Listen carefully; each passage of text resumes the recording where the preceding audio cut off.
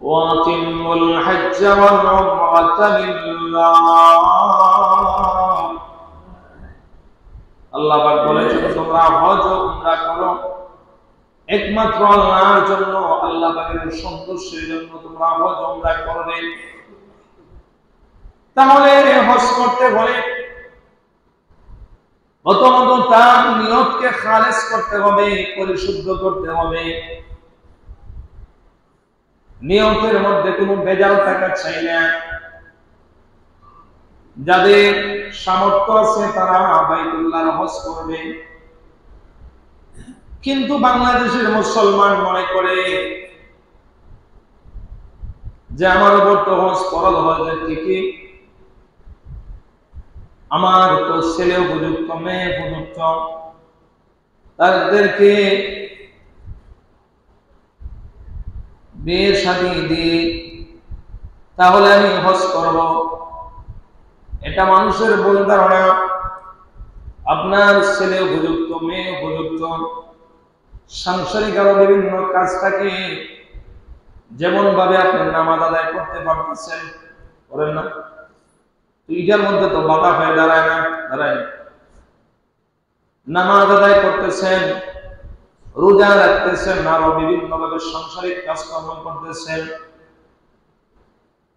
ছেলে উপযুক্ত হয়েছে, এটা হজের সাথে সম্পর্ক না। আপনি হজ করে আইসাও করতে পড়াতে পারবেন, বিয়াতে পারবেন। মেয়ে উপযুক্ত, হজ থেকে এসেও আপনি এটা আদায় করতে পারবেন, তাদের বিবাহ সম্পন্ন করতে পারবেন। কিন্তু আপনার উপর যে হজ ফরজ হয়ে গেছে, মানুষের তো কোনো গ্যারান্টি নাই। গ্যারান্টি আছে বলেন? আজকে যে কেউ বাঁচবে সে কি গ্যারান্টি দিতে পারবে? দিতে পারবে না। এখন বাংলাদেশের মুসলমান মনে করে যে একটু শেষ বয়স আসো, শেষ বয়সে হজ করে নিব। অনেকে আবার এই ধারণা করে যে হজ থেকে আসলে তো মিথ্যা কথা বলা যাবে না, সাংসারিক কাজকর্ম করা যাবে না। এটা হলো ভুয়া কথা। আপনার জন্য যেমন ভাবে হজের আগে যেগুলো হালাল ছিল, হজের পর সেগুলো হালাল। হজের আগে যেগুলো বিধিবিধান আপনার জন্য হারাম ছিল, হজ করে আসার পরে আপনার কি হজ যাওয়ার আগে মিথ্যা কথা বলা যায়? হ্যাঁ, কয়েকজন বলতে চাই, বুঝছেন?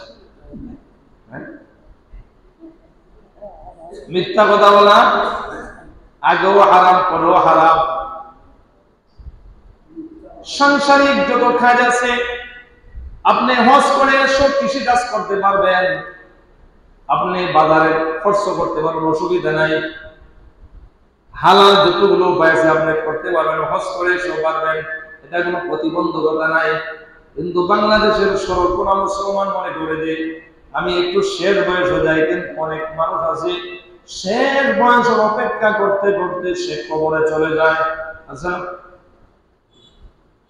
এর ভয়াবহতাও আছে। আপনি যদি হজ ফরজ হওয়া সত্ত্বে আপনি যদি হজ না করে যদি মারা যান, রাসূল করিম সাল্লাল্লাহু আলাইহি ওয়াসাল্লাম বলেছেন হাদিস শরীফের মধ্যে, মান মাতা ওয়া লাম ইয়াহুজ্জা ওয়া আলাইহিল হজ্জ ফালইয়ামতু ইন শাআ ইয়াহুদিয়্যা ওয়া ইন শাআ নাসরানিয়্যা।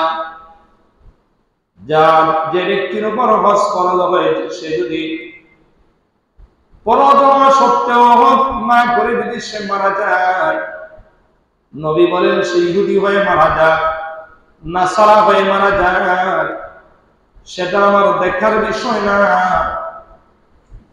তার ব্যাপারে নবীর কোন কিয়ামতের মাঠে সুপারিশ থাকবে না। চিন্তা করছেন? হজ ফরজ হয়েছে কিন্তু হজ করছেন না, মারা গেছেন, রাসূল বলেন ইহুদি হইলে অসুবিধা নেই, এটা নাসারা হইয়া মারা গেলে অসুবিধা নেই, এটা আমার উম্মত বলে স্বীকার করতে হবে। কত বড় কথা!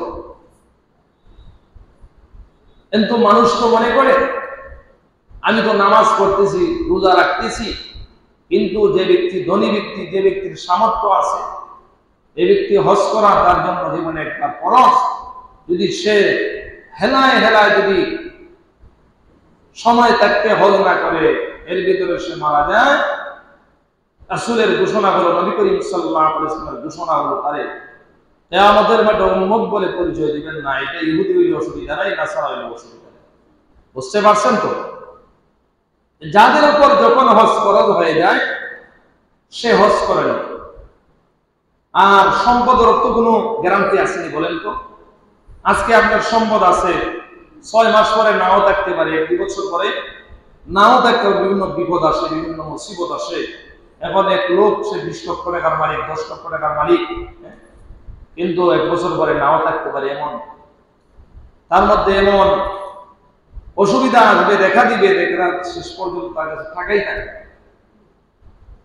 সে যখন গরিব হয়ে যাবে তখন সে হজ করতে পারবে না, ইচ্ছা করলে তো পারত।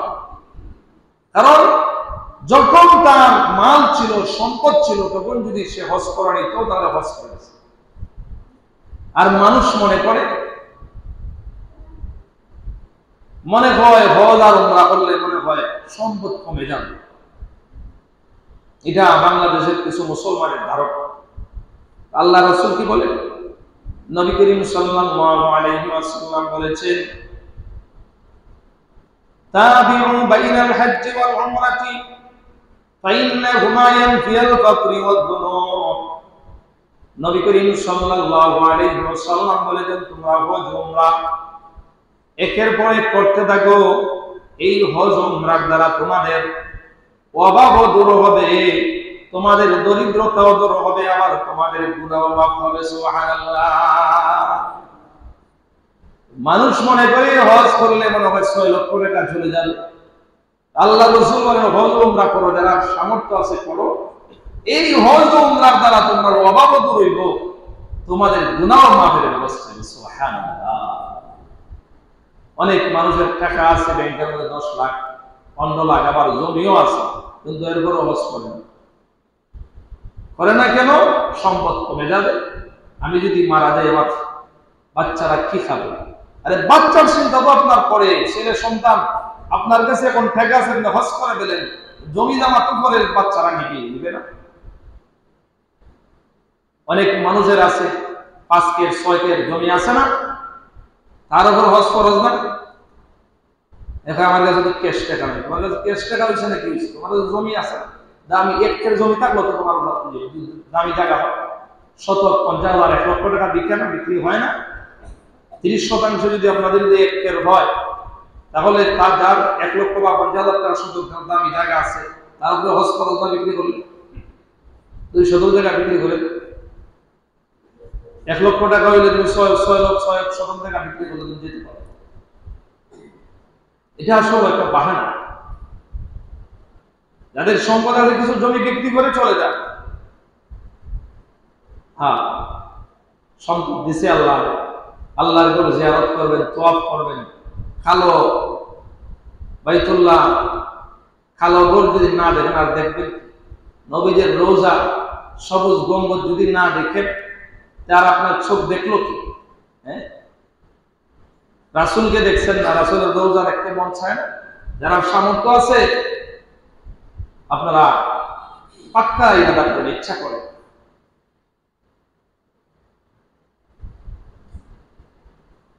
খাওয়ার না মন চায়।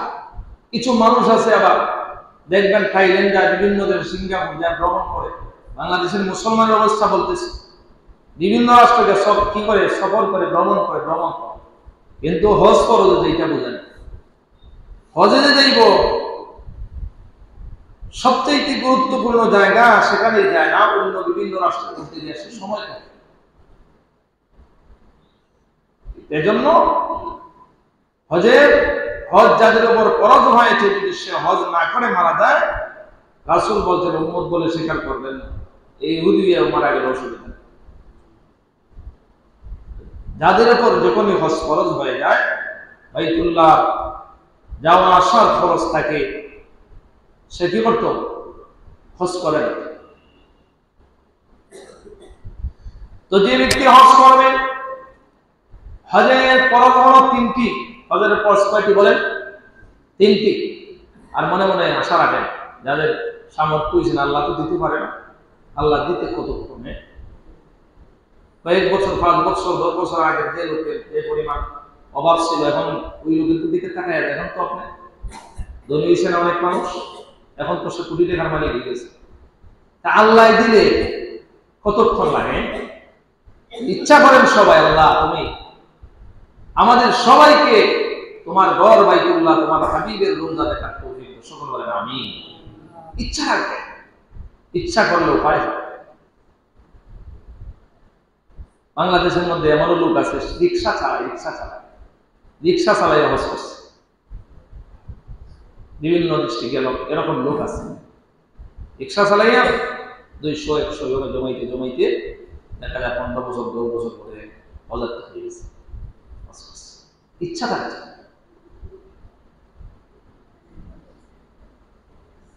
তো হজের ফরজ হলো 3টি। 1 নম্বরে হলো ইহরাম বাঁধা। 1 নম্বরে কি? ইহরাম বাঁধা। 2 নম্বরে হলো তাওয়াফ বাইতুল্লাহ, তাওয়াফ 2 নম্বর ফরজ।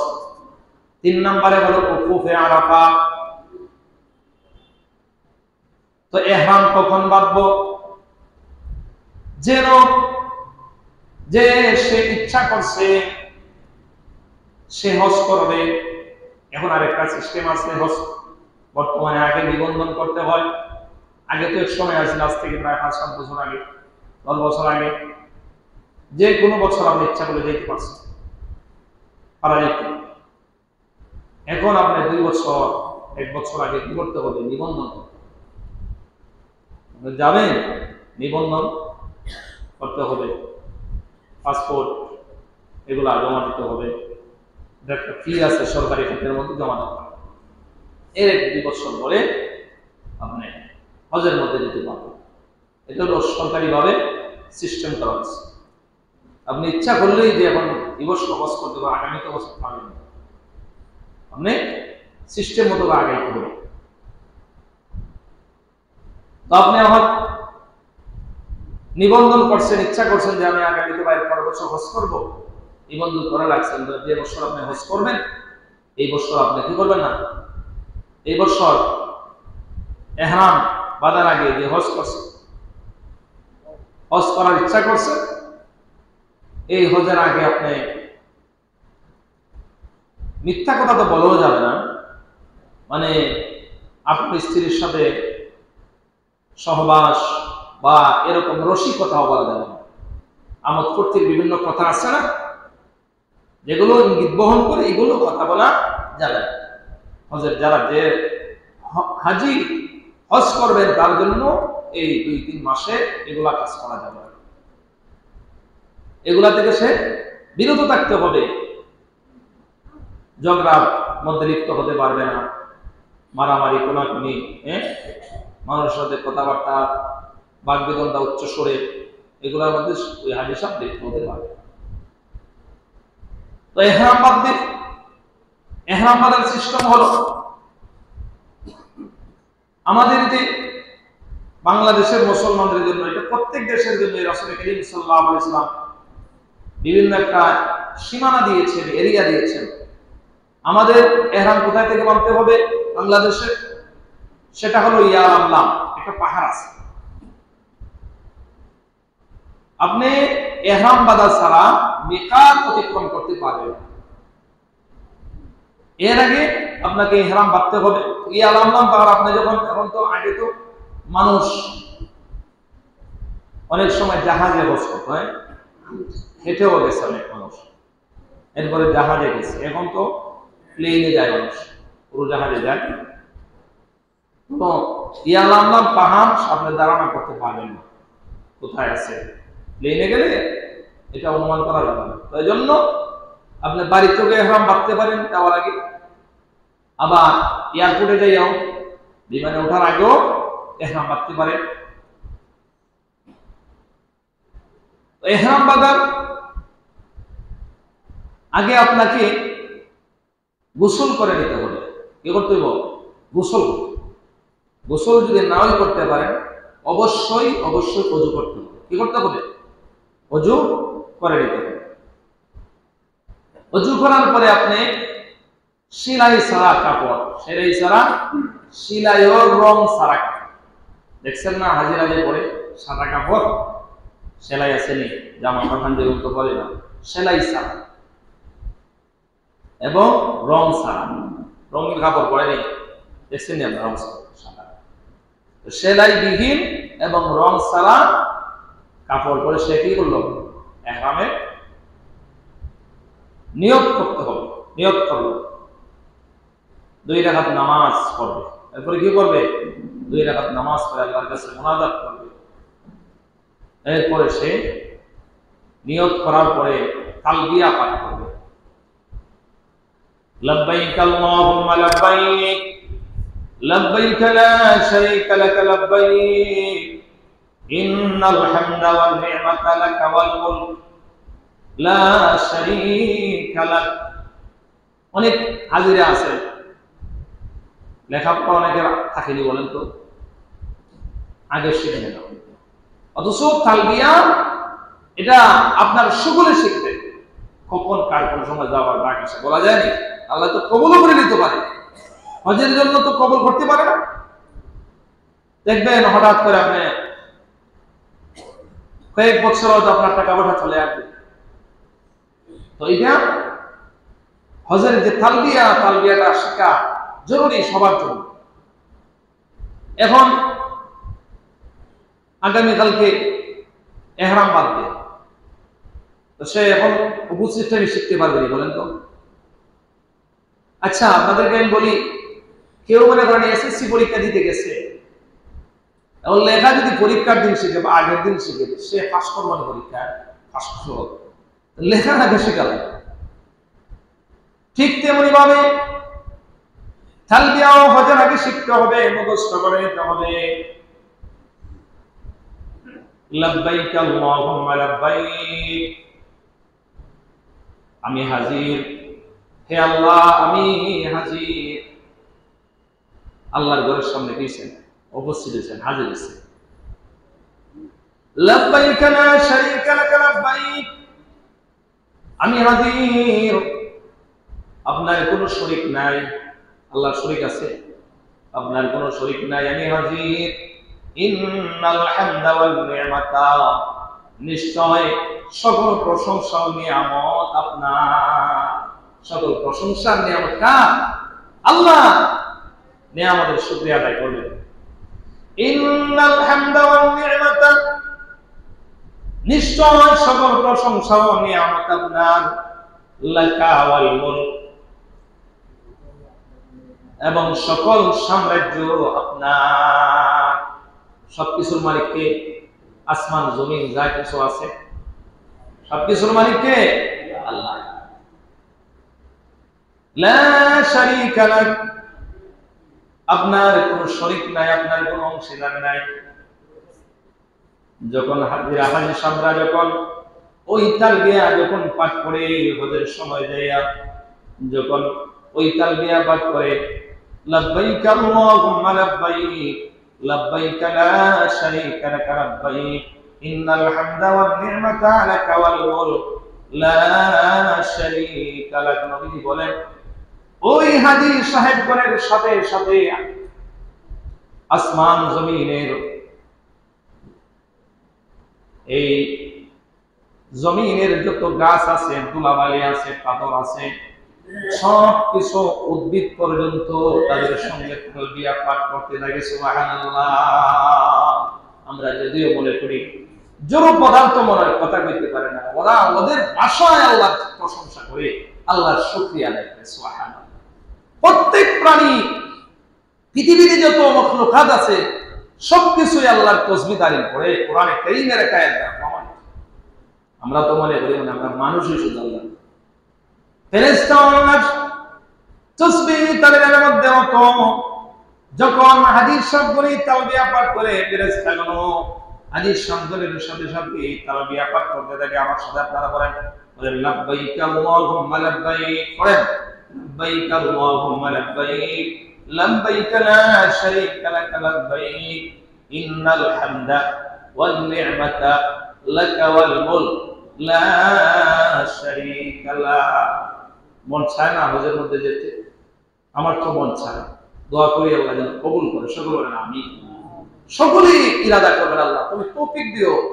মন চায় কত কিছু দেখলাম, কিন্তু আল্লাহর ঘর দেখতে পারছি না সরাসরি, এখনো তো দেখার সুযোগ হয় না। রাসূলকে দেখি নাই, রাসূলের রোজা দেখার, সবুজ গম্বুজ দেখার ইচ্ছাটা জাগে না আপনার? তো এই তালবিয়াটা শিখে নেবে।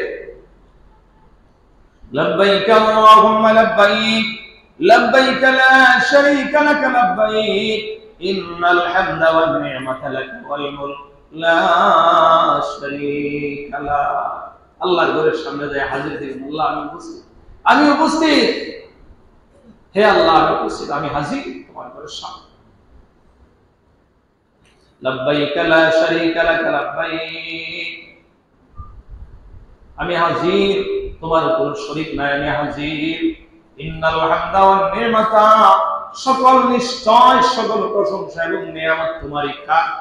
একমাত্র আল্লাহরই। লাকা ওয়াল মুলক, সমস্ত সাম্রাজ্যের সব কিছু আপনারই। যা কিছু আছে এই ভুবনের আসমান জমিন এতটুকু যা কিছু সব কিছুর মালিককে বলে আল্লাহ তাআলা। আমরা যে আমাদের বাড়ির মধ্যে আছি, আমরা কি আসল মালিক? বাড়ির মালিক কদিন পরে তো যেতে হবে।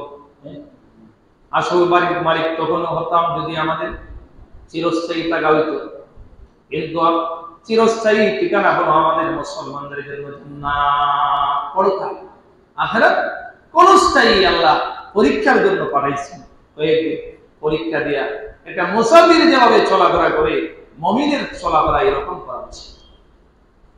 হজের সময় দেখা যায় অনেক হাজি সাহেবরা এই তালবিয়া করতে পারে না, কারণ শিখছে না, এটা মুখস্থ করছে না। হজ কেমনে কবুল হইল? নিয়ত সহি করতে হবে, তালবিয়াগুলো আদায় করতে হবে, এগুলো আগেই শিখে নেওয়া জরুরি, আগেই শিখে নেওয়া জরুরি। তাই জন্য মুসলমান ইমানদার সকলের মনে আশা রাখবেন যে আল্লাহ তুমি আমাদেরকে, তুমি আমাকে কমপক্ষে তোমার হজ কবরের তোয়াফ না করে, তোমার রাসূলের রোজা না দেখে আমাদেরকে মরার দিকে ডাক দিয়েন না। এই আবদারটা তো আল্লাহর কাছে করতে পারবেন।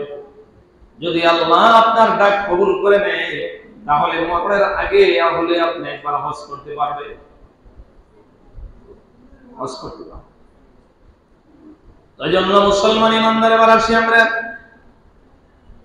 আল্লাহ রাব্বুল আলামিন পবিত্র কোরআনে কারীমের সূরা আলে ইমরানের ৯৭ নম্বর আয়াতের মধ্যে বলেছেন ফীহি আয়াতুম বাইনাতুম মাকাম ইব্রাহিম,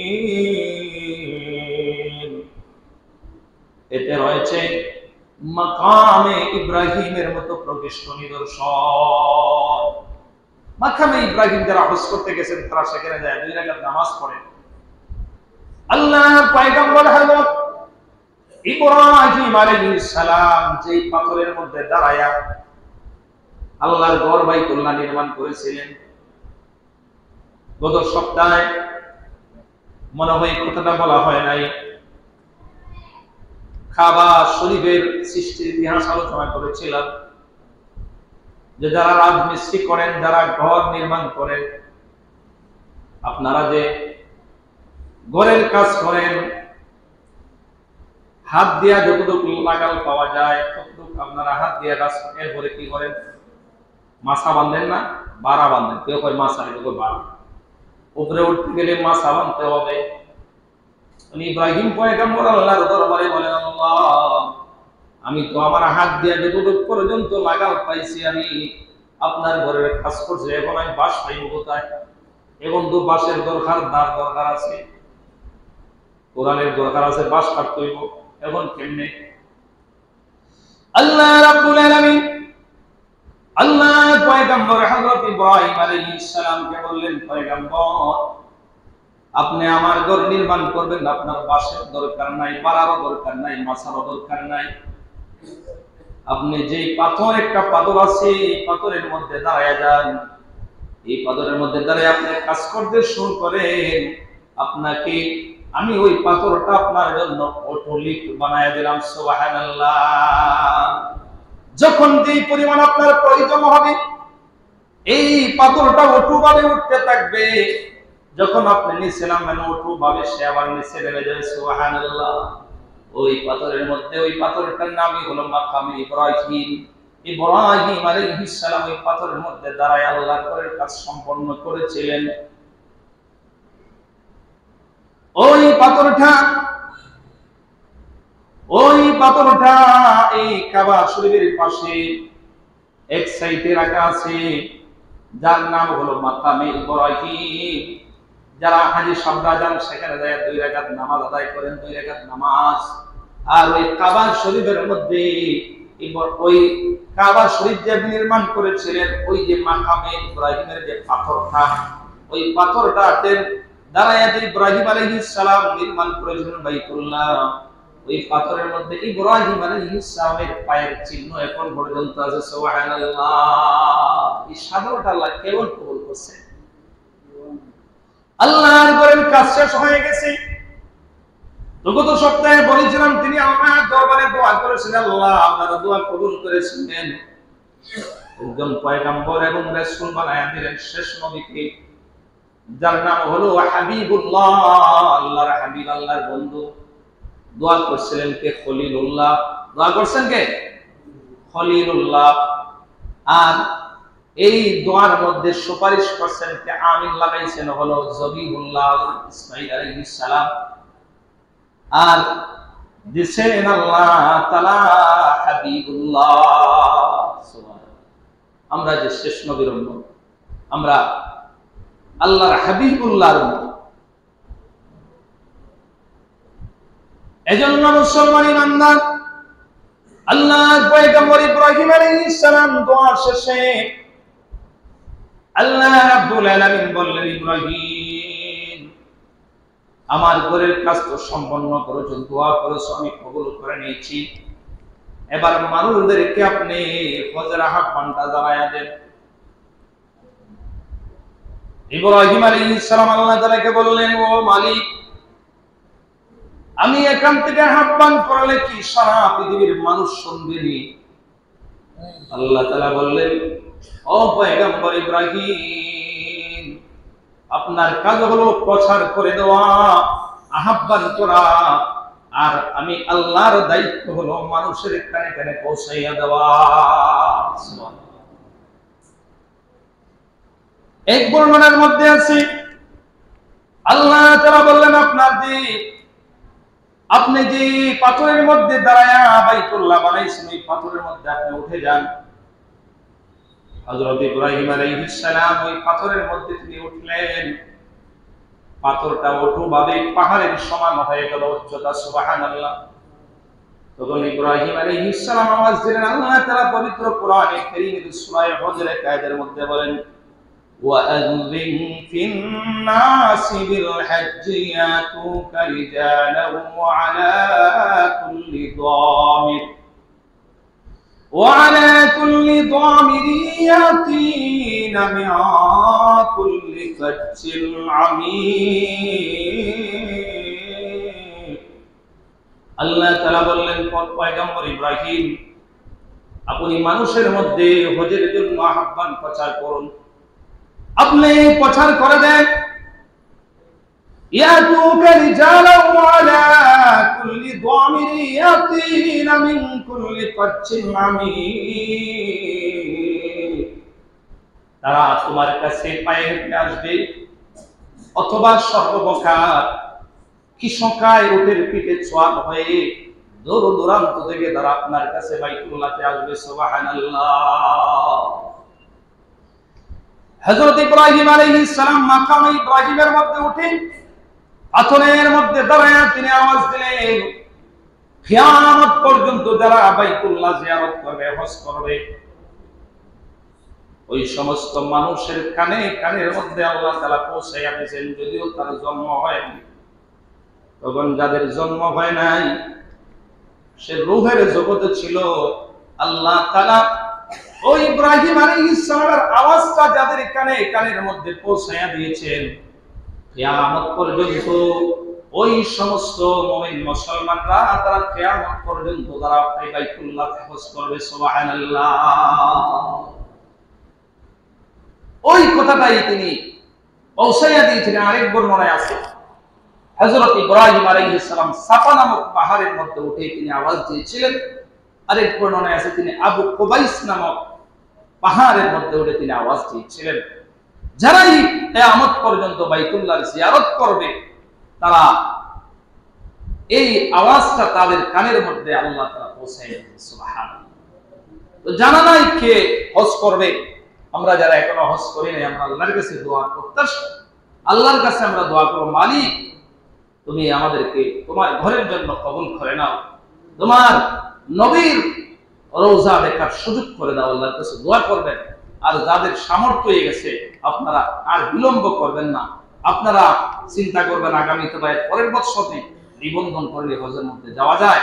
আসলে টাকা পয়সা সবসময় মানুষের কাছে থাকেও না, মানুষ অনেক সময় গরিব হয়ে যায়। আজকে টাকা আছে, কয়েক বছর পরে নাও থাকতে পারে। যাদের উপর হজ ফরজ হয়েছে আপনারা দয়া করে আপনাদের ফরজ বিধানটা আপনারা ছেড়ে দিবেন না। কারণ আমি আবারও হাদিসটা শোনাইছি, রাসূল করিম সাল্লাল্লাহু আলাইহি ওয়াসাল্লাম বলেছেন, মান মাতা ওয়া লাম ইয়াহুজ্জা ওয়া আলাইহি হাজ্জ ফালইয়ামতুল ইনশা ইয়াহুদিয়্যা ওয়া ইনশা নাসরানিয়্যা। যার উপর হজ ফরজ হয়েছে, যদি সে হজ ফরজ হওয়া সত্ত্বেও সে যদি হজ না করে যদি মারা যায়, তাহলে সে ইহুদি হয়ে মারা যাক, নাসারা হয়ে মারা যাক, এ ব্যাপারে আমার কোনো পরোয়া নাই। চিন্তা করছেন না? রাসূল কি বলছেন? হজ ফরজ হওয়া সত্ত্বেও যদি সে হজ না করে মারা যায়, ইহুদি হইলে কোনো অসুবিধা নেই, এর ব্যাপারে আমার কোনো সুপারিশ থাকবে না কিয়ামতের মাঠে। এজন্য যাদের উপর হজ ফরজ হয়েছে আপনারা হজের প্রিপারেশন নেবেন, কিভাবে নিবন্ধন করা যায়, হজ কিভাবে করা যায়। তো আল্লাহ তাআলা বলতেছেন, ওয়ালিল্লাহি আলান নাসি হিজ্জুল বাইতি মান ইসতাতা ইলাইহি সাবিলা ওয়া মান কাফারা ফাইন্নাল্লাহা গানিয়্যুন আনিল আলামিন। আল্লাহ রাব্বুল আলামিন বলেন, ওয়ালিল্লাহি আলান নাসি হিজ্জুল বাইতি মান ইসতাতা ইলাইহি সাবিলা। মানুষের জন্য হজ করা হলো আল্লাহর প্রাপ্য। মানুষের জন্য হজ করা কার প্রাপ্য? আল্লাহর প্রাপ্য। যাদের সামর্থ্য আছে বাইতুল্লাহ জিয়ারত করার, তাদের জন্য আল্লাহর প্রাপ্য হলো হজ করা। এদের সামর্থ্য হয়ে গেছে, যাদের আসা যাওয়ার খরচ বাদে সাংসারিক ভরণ পোষণ করতে পারবে, এইরকম সম্পদ যাদের রয়েছে, যাদের টাকা আছে, তাদের জন্য হজ করা খরচ। বাইতুল্লাহর মুসাফির তাদের জন্য হওয়া খরচ। এজন্য সংক্ষিপ্তভাবে আমি আলোচনা করলাম। আগামী সপ্তাহে যদি সময় থাকে কিছু আলোচনা করবো ইনশাআল্লাহ।